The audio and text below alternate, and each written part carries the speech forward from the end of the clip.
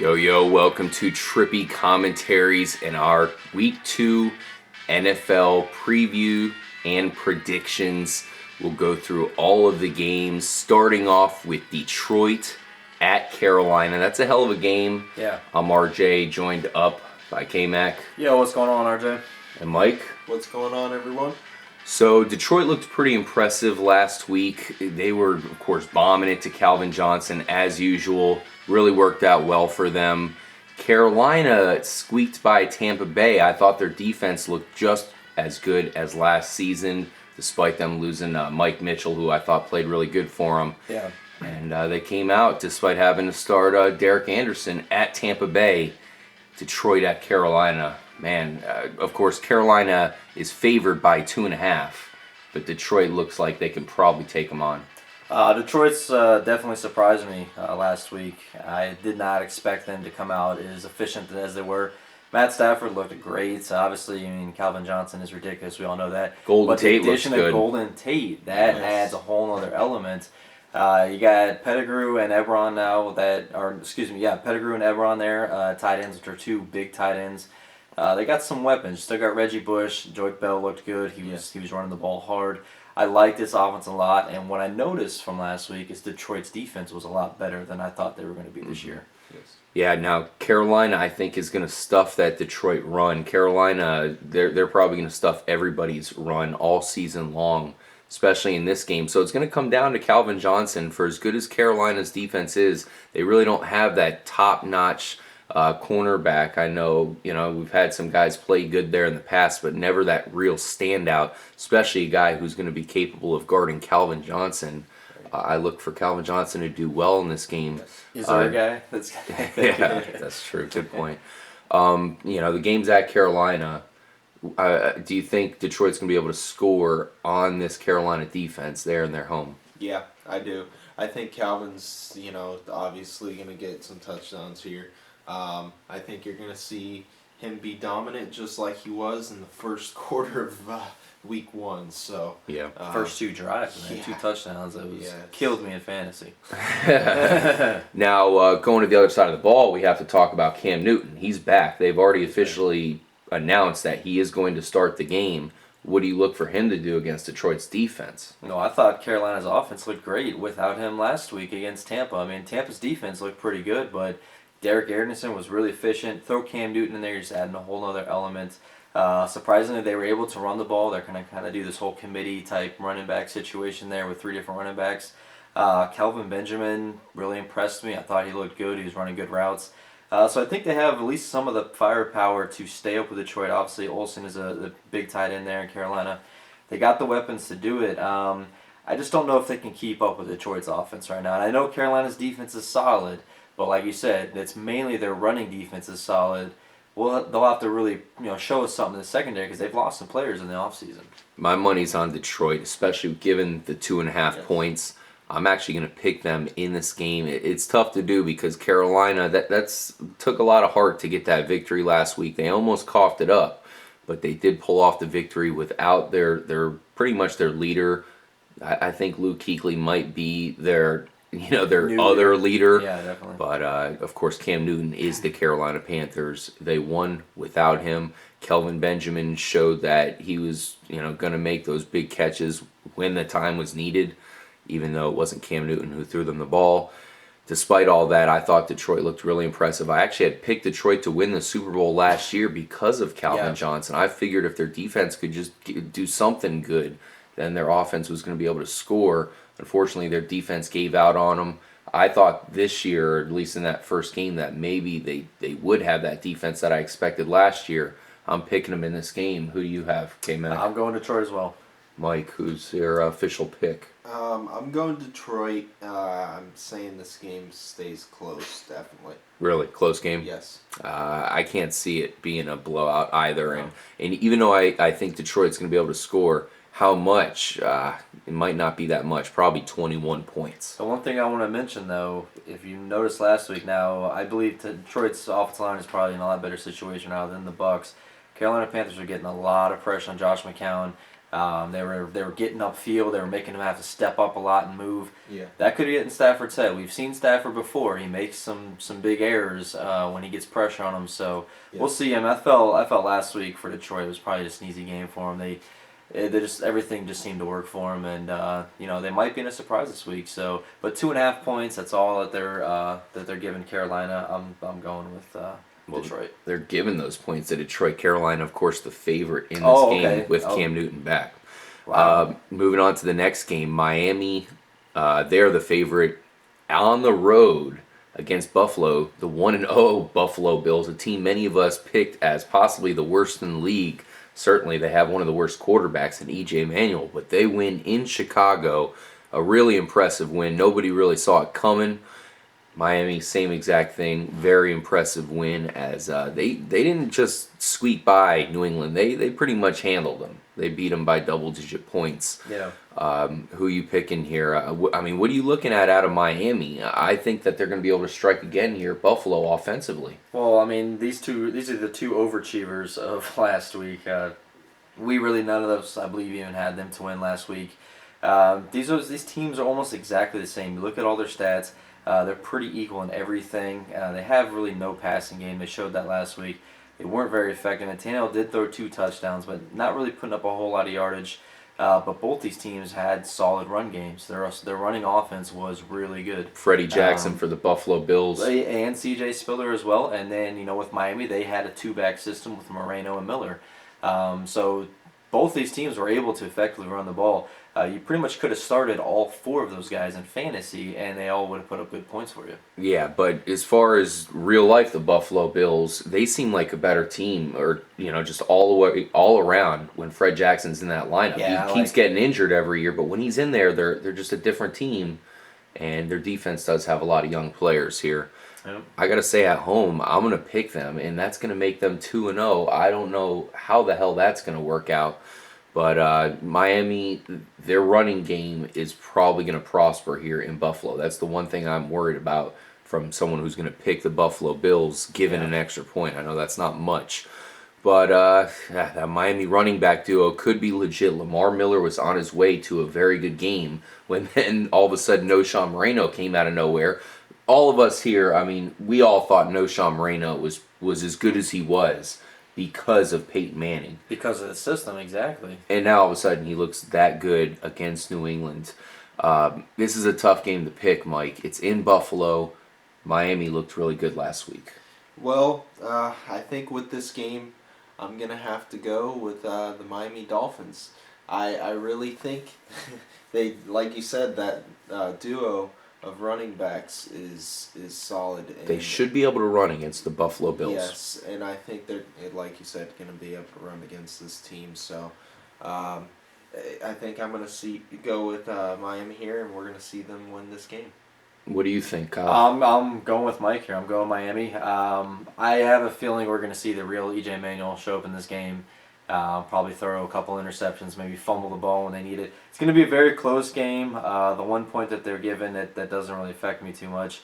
Obviously, it's whoever is going to win the game. So unless they tie for some reason, which would be weird, but maybe these two teams are the ones that to finally do it, have an actual tie. But because they're so evenly matched, I'm going Miami. I like the running backs. I think Tannehill's the better quarterback. I think he's going to lead them to a victory. And I liked Mike Wallace last week, too. I thought he looked good. Yeah, he did pull off a couple good plays there, including a touchdown. I'm going to be the only one going for the Buffalo Bills. Just so you guys know, we will keep track of our picks and figure out, who did the best at the end of the season, who you should trust most. If you guys are going to listen to us before perhaps you put your money on the line out there in Vegas. Exactly. But we will be there for you every week. We'll upload this episode. Should be every Wednesday, so that'll be perfect timing for you guys heading into the week. We won't cover the Thursday game, but we'll cover all of Sunday and the Monday night games. So we definitely got you there. Definitely make sure to drop your comment on what you think is going to happen this week. Let's move on to the Jacksonville Jaguars. Looked pretty good last week despite coughing up a huge lead against the Philadelphia Eagles. They're going to travel to Washington. Washington's actually the favorites by 6 points in this contest. That doesn't sound right. Washington looked absolutely terrible last week, K-Mac. Yeah. They only scored 6 points. Yeah, I mean, in Houston, everyone thinks, well, Houston maybe with Clowney, that's why. No, Clowney got hurt, so it wasn't because of that. And Houston made Washington look horrible. I don't know what Washington was doing to me. Their offensive game plan was very basic. Seems like they didn't really want to take very many chances. They were throwing a lot of underneath passing rounds. They weren't going deep. I was like, what are you doing? I mean, it's Jay Gruden. We were expecting something here. I don't know if he's trying to humble RG3, maybe break him down to where he's absolutely horrible, and then bring him back up. I don't know. I just felt he didn't really give him the chance to flourish in the offense. They had a lot of weapons, and they just didn't see. I don't know if it was maybe just RG3 wasn't doing it, or if it was the play calling. So that's something I'm looking at here is Washington. I'm not too sure that they're going to come through, and especially cover 6 points. We're really getting to a point here where Kirk Cousins would come in and make that team a lot better. It's really crazy because not too long ago, RG3 was looked at as such a huge prospect in the NFL. Now all of a sudden, he might not be the best quarterback on his own team. It's hard to believe. I don't know what the hell to do there. You'd think that they would want to trade RG3 if possible. Maybe St. Louis. Just trade him cheap just to get him out of there because you have a good quarterback just waiting to get on the field. Yeah. Perhaps maybe if they find an excuse to bench RG3, get Kirk Cousins, and he goes in there looking good, maybe that would make it easier on him. But this is a new system. We really didn't see anything out of it at all. Mike, can you pick Jacksonville here on the road at Washington? I know Washington looked terrible, but Jacksonville, it's going to be tough for them to pull off a victory on the road, albeit against not that good of a team here. Yeah, it's tough to pick Jacksonville. I think it's going to be a close game, but I am going to go with Jacksonville here. So then you would take Jacksonville given the 6 points, I can imagine. Yes, I'm going to take Jacksonville over Washington here. I think it's going to be a close one, like I said. But, wow, so you're going to take Jacksonville on the road? Yeah, but, watch out for Washington here. I think, they possibly could pull off something, but I'm going to go with Jacksonville with a close one here. I mean, it's Jacksonville. I took some things last week away from Jacksonville I thought that I liked, but I mean, I thought the first half they played great against the Eagles, and then No second doubt. half they were a totally different team. I mean, Eagles just taking off on them, but I like Jacksonville, but I don't think they're gonna cover the 6 points. So in this situation, I probably have to take Washington. I think Jacksonville might beat them by a field goal. It could come down to a close game with that. Problem is that with Washington, we don't know what kind of team we're going to see yet, so it's kind of hard to bet on them. But 6 point spread, I mean, their defense did a lot better last week than Jacksonville's did. Their offense was a major failure, but and actually their defense gave up a lot of rushing yards to Arian Foster, so that could possibly play into this. If Toby Gerhardt is healthy, maybe this is the game where we see Toby Gerhardt actually having a successful game for Jacksonville and leading them to a victory. Yeah, I mean, when it was all said and done, Philadelphia got 34 points against Jacksonville, including that huge run by Darren Sproles.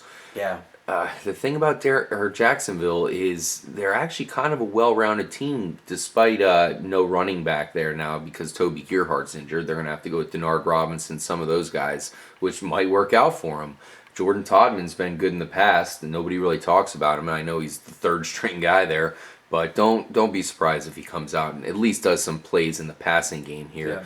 Their wide receivers are pretty impressive. They're going to get their big, I guess their number one wide receiver, Cecil Short's back, so that's a big deal. Possibly, yeah. And I think their defense is going to be much better. I feel bad for them because they gave out that lead against Philadelphia. That would have been a huge win for them. I think their defense is going to bounce back and actually win in Washington. It's crazy how they're underdogs by 6 points, but I think they're going to win. I don't see anything good out of Washington right now at all, other than they also have good wide receivers, but their offense is a mess. Now, one thing I want to mention here, do you think Henne is good enough to lead that kind of victory? And if Washington wins this game, does the Blake Bortles talk start for Jacksonville? When do you bring him in? Not at all. Not yet. It will eventually. I've always been a Chad Henne supporter. Yeah. And I think he's going to get a victory I thought he looked here. good last week. I mean, like I said, second half just wasn't as successful as the first half. The next game is Dallas at Tennessee. Tennessee's a team that looked very good last week, kind of out of nowhere, but they actually pretty much whooped Kansas City's ass Yeah. in Arrowhead Stadium. Now they have a test against the Cowboys, who looked terrible last week against the 49ers. Tennessee's the favorites here. Mike, what are you looking at here with Tennessee's offense? Dallas defense, not good. Can Tennessee's offense take advantage of it? I don't know. I really like Tennessee's offense this year. I'm not a fan of Dallas's offense. Tony Romo, scary. Tennessee's defense is underrated, Yes. and they're pretty good run defense. They did really good last week. Exactly. Yeah, I saw So Dallas is I pretty like much Tennessee working off of this year. DeMarco Murray. Is DeMarco Murray going to be able to run on the Tennessee defense? I think he is going to be able to pull off some runs, but I don't think he's going to be able to carry Dallas. And I think we're going to see Tennessee win here. Really, picking Tennessee, probably an easy pick considering they're at home in Dallas. That's what I was If gonna they say. lose this game, they're 0-2. I still think their offense is going to pull something off here, even though it's a good defense they're going against in Tennessee. The only way Dallas wins this game is if Jake Locker returns to his old form. If he plays the way he did last week, I don't see Dallas winning this game. Tennessee's defense looked solid last week. They got some turnovers. I think they're going to get some turnovers again. Romo looks horrible. I don't know if 1 week is going to make a difference, how you're going to change that. They seem like they're all on a different page. I did not like what I saw from Dallas' offense last week. I did like what I saw from Murray. I thought he was running the ball hard. But, I mean, I felt there's a disconnect there, and something is going on in Dallas that is preventing a lot of good athletes from playing well. So you're going with Tennessee? I'm taking Tennessee. Interesting. I gotta say, man, I gotta go with the Cowboys here. I just don't trust Tennessee yet. I know they looked really good last week. Yeah. But Kansas City, they got some problems apparently, especially when they don't give it to Jamal Charles. That is the thing about Tennessee. The fact that they were able to stop Jamal Charles definitely bodes well going against Dallas. As I mentioned, Dallas goes as DeMarco Murray does. If DeMarco Murray blows up, they're tough to stop because that means you have Des Bryant normally in single coverage, and then he ends up having a couple touchdowns. And they could outscore Tennessee, as I think, even though Tennessee's offense is very good, they're still struggling there with the running backs, which is something you need to really take advantage of Dallas to the fullest extent. Yeah, we'll see if they can produce. Yeah, I'm picking Dallas here. I don't see them going 0-2.